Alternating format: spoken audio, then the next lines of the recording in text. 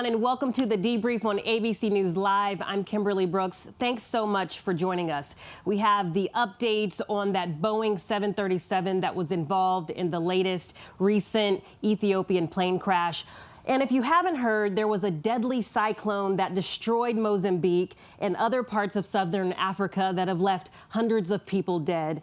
And there's a new postpartum drug that has been approved by the FDA. But first, your headlines.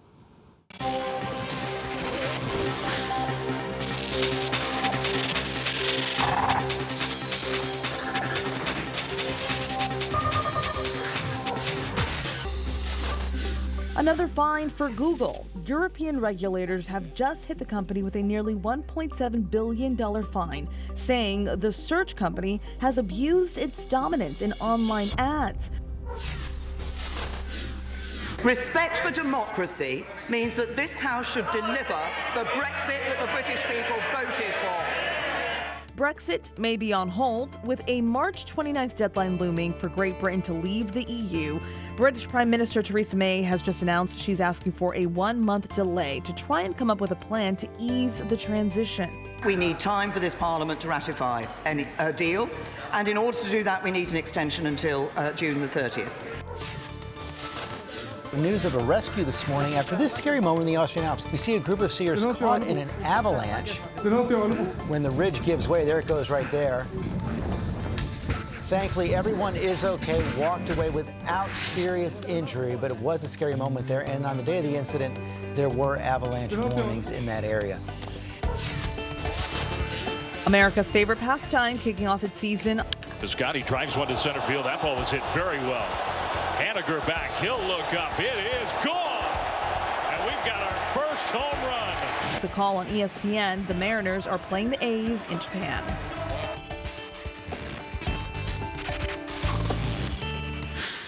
So we have the latest on Boeing 737 MAX jet. Now both Canada and the European Union are saying they will not allow any of these planes to fly in their airspace until changes are approved. So David Curley is at Reagan International Airport with a closer look. Kim, quite a lot to report about on the Ethiopian investigation and these two 73 MAXs that have crashed. Let's first start with some of the details that have come out about that first crash. We're hearing from Reuters that they've spoken with somebody who is familiar with the cockpit voice recorder in the first 737 MAX that crashed, because at the time the preliminary report came out, they had not found that box. But according to the recording, the pilot and co-pilot were fumbling with their quick reference guide because the plane was in this nose dive based on bad data. The computer was nosing it down, and they kept on going through the guide. The procedure, according to Boeing and U.S. trained pilots, is to basically shut off that system. They didn't do it and crashed. Bloomberg also reporting that we knew on the flight the day before in that same aircraft in Indonesia, they had the same problem. And apparently, according to Bloomberg, it was actually a pilot who was along for the ride in the jump seat who told the captain and the co-pilot, hey, the procedure is to shut off the system. They shut it off and continued the flight there. Now, a lot of investigations being launched. The Department of Transportation has said that its Inspector General is now looking into the way that this aircraft, the 737 MAX, was certified by the FAA. It may be a broad look. FAA has been using the process for the past couple of decades, which is a collaborative process with the manufacturer. They may focus in, though, on this actual system that was involved in the Lion Air crash, that first crash, which is an anti-stall safety system which kicked in based on bad data. The problem with it, according to many experts, is that it asked the aircraft to do something very severe, a deep dive to try and keep out of a stall, and the point of it is that it's one point of data that can cause that. And in Lion Air, it was bad data, told the computer, and the computer did what it did. Now, the software update that is coming from Boeing will have multiple points of data. That software update is supposed to be out in the next couple of weeks. Captain Sully Sullenberger now chiming in as well. He's written an op-ed saying that the FAA and Boeing are too cozy of a relationship, pointing out that he believes that at times when FAA certification officers have pointed out some things, they've been overridden by FAA management. So a number of investigations underway as we still wait for the investigators who are in Addis Ababa, apparently starting to get some of the data, looking at some of the data what the Ethiopians have. They got it extracted in France and took it back to Addis Ababa. We're waiting to get the raw data so that the U.S. and European investigators can take that raw data, plug it through their computers and figure out, are these two crashes actually related? Was this same system involved in both? Although there's no final report in that first crash, we basically know it was bad maintenance, a faulty sensor, and pilot error that caused the crash, and the software update coming for this system that was involved in that first crash. We don't know if it's actually involved in the second crash. Kim, back to you. Thank you, David. So I want to go ahead and move to some national news. President Trump is in Lima, Ohio today, and I want to go to Karen Travers, who's at the White House, to tell me what this trip is all about. Karen, what's the message he's bringing to the people? Yeah, this is all about military spending and manufacturing, Kimberly. The president's heading to Lima, Ohio, where he will take a tour of the Lima Army tank plant. It's actually the last one like this, the last military tank plant in the country. It's government owned, and it's where the M1 Abrams tank is produced. Now, production of that tank and production at this facility slowed down dramatically during the Obama administration, to the point, Kimberly, where the plant almost closed. Now production there is increased because of big increases under the Trump administration to the Pentagon budget. And the president there today will be talking about job creation and how this plant is hiring again because of the money that he has put aside for defense spending. So look for the president to be highlighting manufacturing and jobs in a state that's very critical for his 2020 re-election campaign. Yeah, Karen, that's Lima, Ohio. So in the meantime, a senior Republican called out President Trump for his comments on McCain. And remember, Trump has bashed McCain on Twitter, and then he was doing it in person. So let's take a listen. President, why are you attacking Senator John McCain 7 months after his death? I'm very unhappy that he didn't repeal and replace Obamacare. As you know, he campaigned on repealing and replacing Obamacare for years. And then he got to a vote and he said thumbs down, and our country would have saved $1 trillion and we would have had great health care. So he campaigned. He told us hours before that he was going to repeal and replace. And then for some reason, I think I understand the reason, he ended up going thumbs up. And frankly, had we even known that, I think we would have gotten a vote because we could have gotten somebody else. So I think that's disgraceful. Plus, there are other things. I was never a fan of John McCain, and I never will be. And responding to that, Republican Senator from Georgia, Johnny Isakson, said in an interview, quote, "The country deserves better. The McCain family deserves better. I don't care if he's the president of the United States, owns all the real estate in New York, or is building the greatest immigration system in the world. Nothing is more important than the integrity of the country and those who fought and risked their lives for all of us." Karen, what do you make of that? Well, the president didn't answer the question yesterday of why are you still going after John McCain 7 months after the Republican senator passed away. He reiterated what he has certainly made clear in Twitter, that he's not a fan of McCain. He says he never was and he never will be. But why now? Why is this still stuck in his mind after so many months? And it's still not clear, Kimberly. The president, though, pointing to that health care vote by John McCain, that was in the summer of 2017. I think it's also worth noting, and this gets buried in all of this, is he wasn't the only Republican to vote against it. Susan Collins of Maine and Lisa Murkowski of Alaska also voted against that Republican effort to repeal and replace Obamacare. The measure failed by 2 votes. All right, Karen, thank you so much. We appreciate it.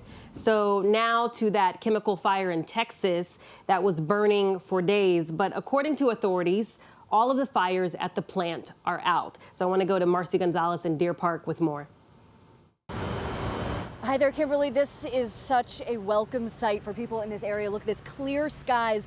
Since Sunday, there has been a massive plume of smoke right in this area that you're looking at. It was going 4,000 feet into the air. But now, overnight, that fire was put out. Firefighters are still out here, though, using water and foam, trying to keep all of these big tanks cooled off, trying to make sure this fire doesn't reignite. The fire started on Sunday in these tanks that hold components that make up gasoline. And again, that plume of smoke that we saw here just sat over the area for days, and it raised a lot of concerns from people here about what the impact would be on their health. There were these huge chunks of debris that was falling in people's yards. We've been talking to people who say they've already been experiencing some health issues, some dizziness, red and itchy eyes, all kinds of little problems here and there. And so people are worried about the long-term effects.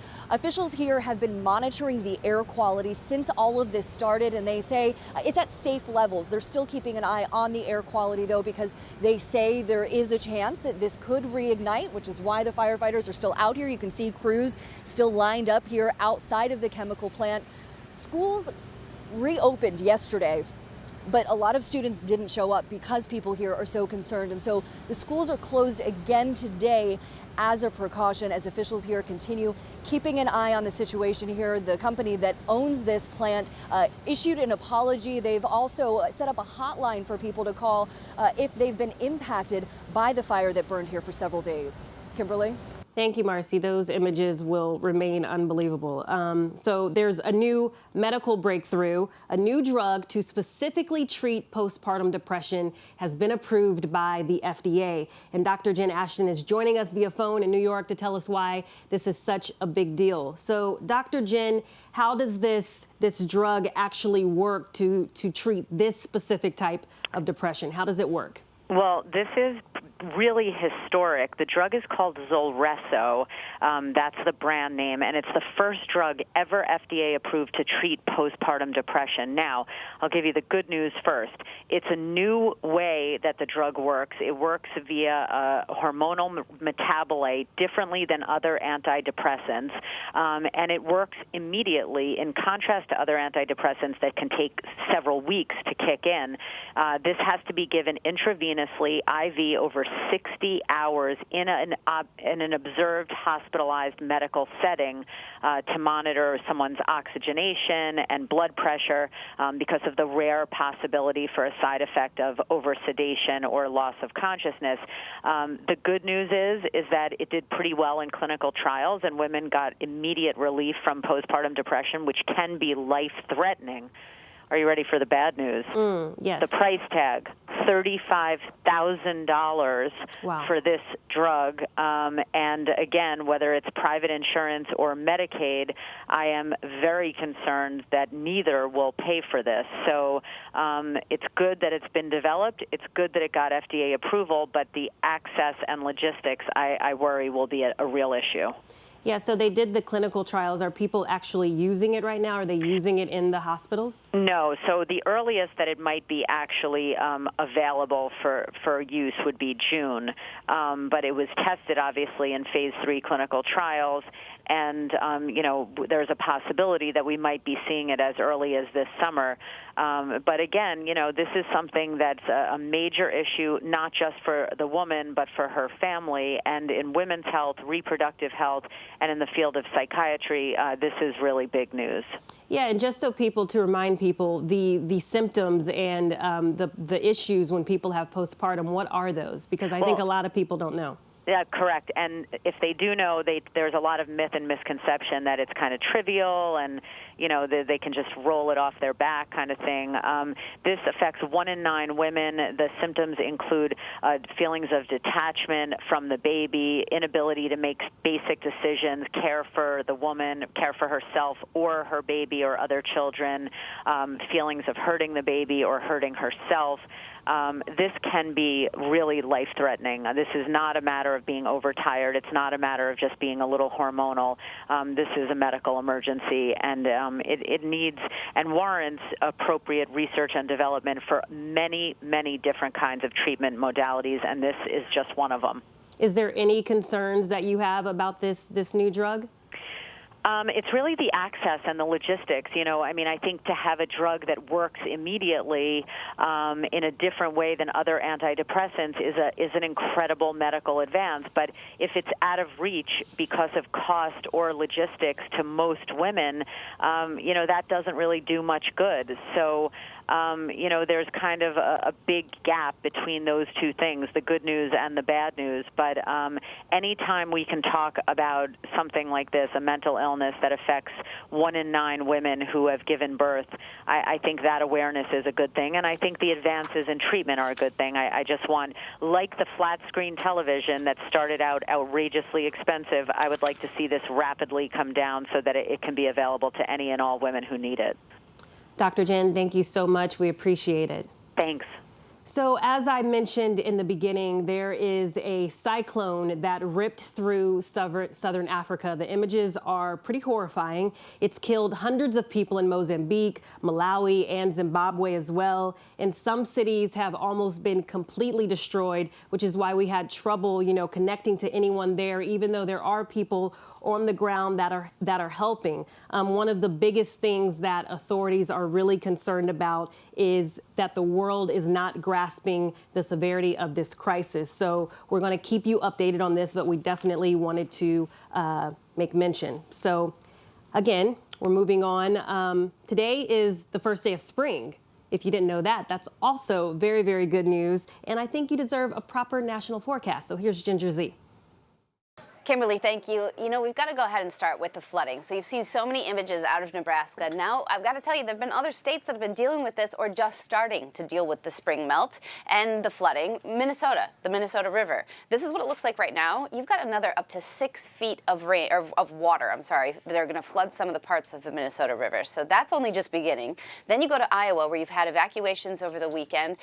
There's so many towns and so many rivers that have been in major flood stage or in these major issues.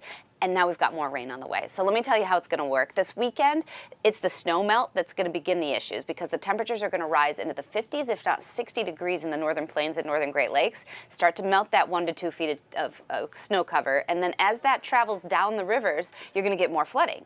Add to that a ½ inch, an inch, some places up to 2 inches of rain. See that little peak there in the boot of Missouri, or say in southeastern Nebraska? That's going to end up being an issue. So we'll be talking about flooding for at least a week, if not weeks to come, for some of these places. So let's talk about something nicer. How about the warmest temperature ever recorded in Seattle in winter, because it was still officially winter when they went to 79 degrees, blowing out the old daily record by 16 degrees. Really significant. I mean, we're talking 25 plus degrees above average, laying out on the grasses there. So of course that's not going to last forever, but they're enjoying it too in Southern California. Poppy bloom, so beautiful. We've seen the butterfly migration because of this. Really nice spring images to share with you. And a final look at when it actually begins. It's today, 5:58 p.m. Eastern Time. For me, it can't come soon enough. Don't know about you, Kimberly. Thank you, Ginger. Happy it's here. And I think the spring breakers are happy it's here too, because it's that time of year. And this year, South Florida has a message for all of the people going on vacation for spring break. It's to behave. So Victor Oquendo is in Miami with this story. Kimberly, residents and business owners here on Miami Beach are fed up, and there is another big spring break weekend coming up. There's also a new plan in place. Police will be ready to crack down. With spring break brawls from the streets to the sand becoming more common and arrests on the rise, Miami Beach is searching for solutions. The city saying the annual party destination has grown hard to control. The mayor calling an emergency meeting to tackle this issue head on. Crowds to the popular spring break locale are 1/3 larger than last year, and a 30% increase in police and fire calls means more officers are working longer hours. Now patrols will be deployed on nearly every corner, and police will be more aggressive toward public drinking and marijuana, some cops even wearing protective gear. The roads to Miami Beach overcome by bad behavior. Watch these cars. They inch close enough for one driver to pour a drink for the passenger in the other vehicle. This weekend, lanes of traffic will once again be reduced to ensure that license plate readers won't miss a single car as it enters Miami Beach. Police also using infrared radar technology to keep an eye on partiers after dark. If anyone is caught with an open container, police will ask them to pour it out. If they don't, they will be arrested right there on the spot. The city desperately wants to get control of this situation. Kimberly? Thank you, Victor. And just so people know, there are lots of other beaches in Miami besides South Beach, so there's choices. Now we're going to head to the West Coast, where luxury brands are helping people smoke in style. So Romina Puga is there. Hey Kim, I'm here at Barneys in Los Angeles, which is opening up the high end, a permanent luxury cannabis retail experience here in the store on the 5th floor in Beverly Hills. I want to show you some of the products here. This is a 200-year-old paper company which has created rolling papers. Over here, these are glass blown bongs. I bet you never thought you would see those. These are gold leaf, little container holders for your stash. Beautiful lighters. ashtrays, mother of pearl ashtrays, a bunch of products like these, accessories, beauty products, necklaces that double as grinders. And I spoke to Barneys creative director Matthew Mezuzah about why this luxury brand decided to venture into the cannabis world.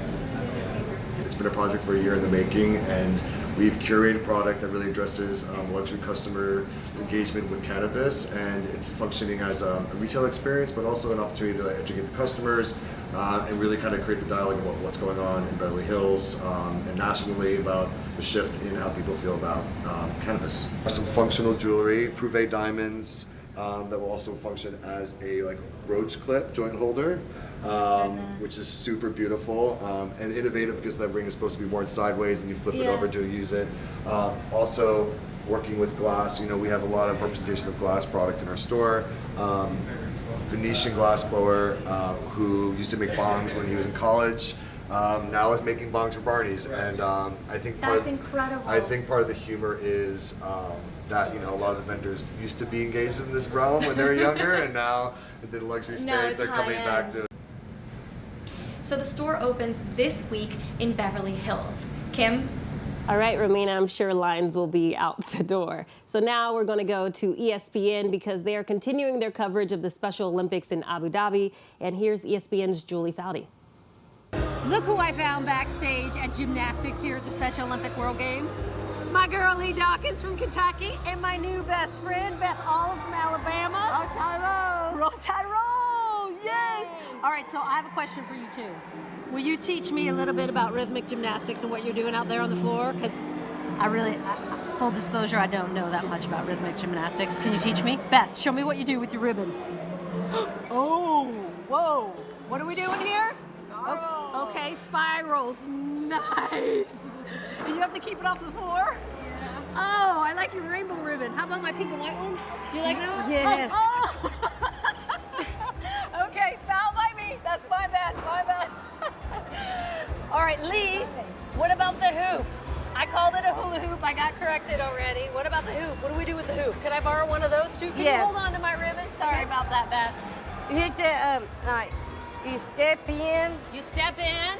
Okay. And you scoop up. Oh, scoop up. And hit the Sunday turn. And down, Sunday turn. And turn. How am I doing? Doing great. Okay, thank you. Up your head. Oh, yeah. Swing arms. Oh. And this is. Oh, and sorry. around. And around. In the round. Spin around. You make that look so passe. easy, Lee. And now you want me to lift a leg, Lee. Come on, sister. I literally can't get it out. You have to step out. Okay. And oh gosh, Lee, why are you doing this to me, Lee? Beth, you stop laughing over there, all right, Beth? You stop laughing. You have to do sauce, hips kick. All right. Then you have to do flip toss. Okay, flip toss. And I'm a professional. Thank you very much. Thank you. Hey, can I get at one point an honorary star like you guys? Because those look really good. Yeah. Have I passed my test, Lee, to get an honorary star? Yes. Okay. Yes. Go rock it out there. Go on. Go on, sisters. Boom. All right, my friends, that's all for now. Make sure you check out our political show, The Briefing Room, at 3:30 p.m. Eastern Time and World News Prime at 8 p.m. And if you want to stay updated on all of these headlines, you can go to abcnews.com or download the app. I'm Kimberly Brooks. Thanks for watching us. I'll see you tomorrow.